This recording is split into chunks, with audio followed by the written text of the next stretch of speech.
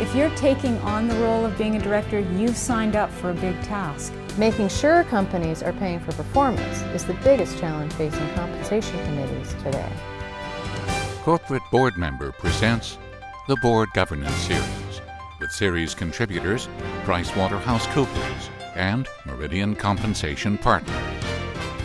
On this edition of the Board Governance Series, Holding and Owning Shares, What Boards Need to Know, with Donald Calvin, Partner and Senior Consultant, Meridian Compensation Partners, an independent compensation committee consulting practice spin-off from Hewitt Associates.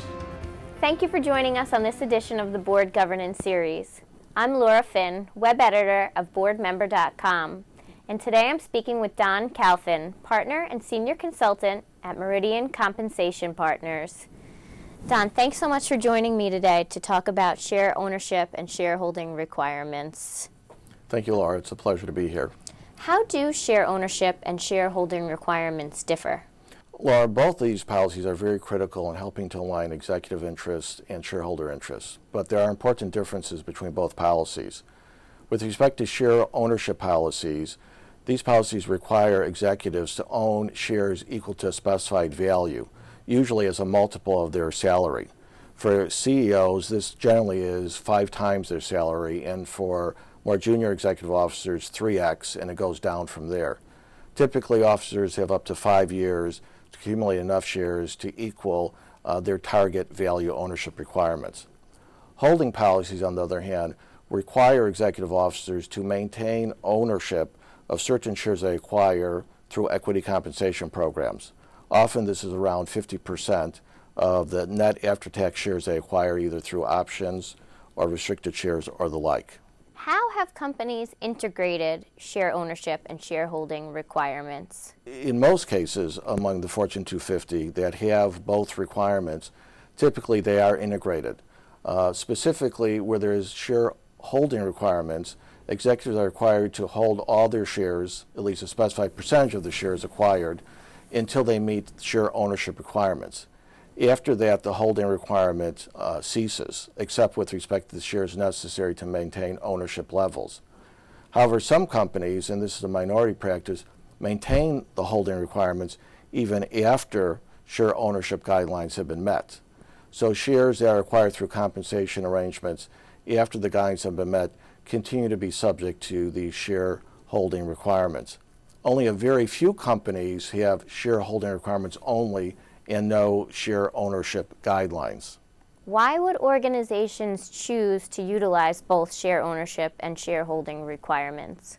That's a good question. They serve very distinct purposes. Share ownership requirements tells the investing public that officers have to have a specific level of skin in the game. They have to own shares outright, and they have to own a significant value of shares outright.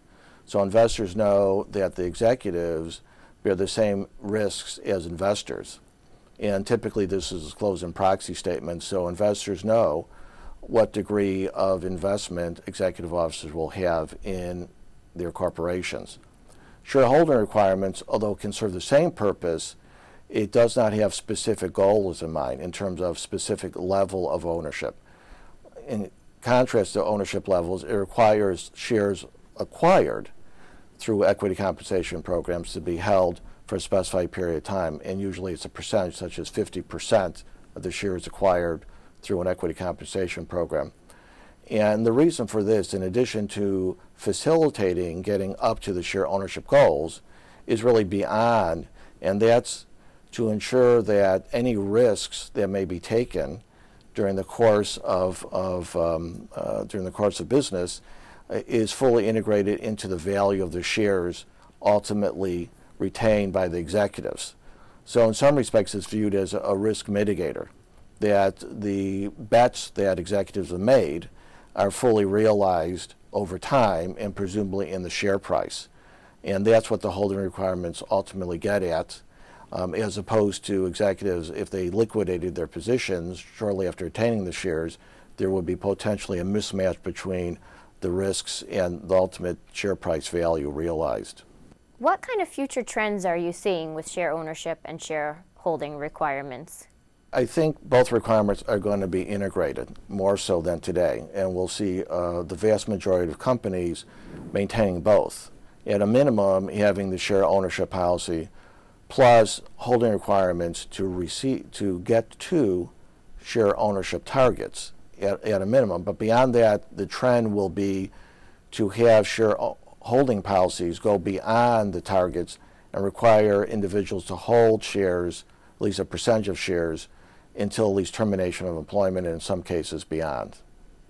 Great. Thank you so much for explaining the differences between share ownership and shareholding requirements, Don. I really appreciate it.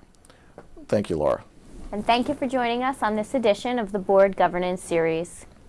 Donald Calfin can be reached at dcalfin@meridiancp.com. For a look at the differences between both types of holding requirements, visit www.boardmember.com/differences.asps.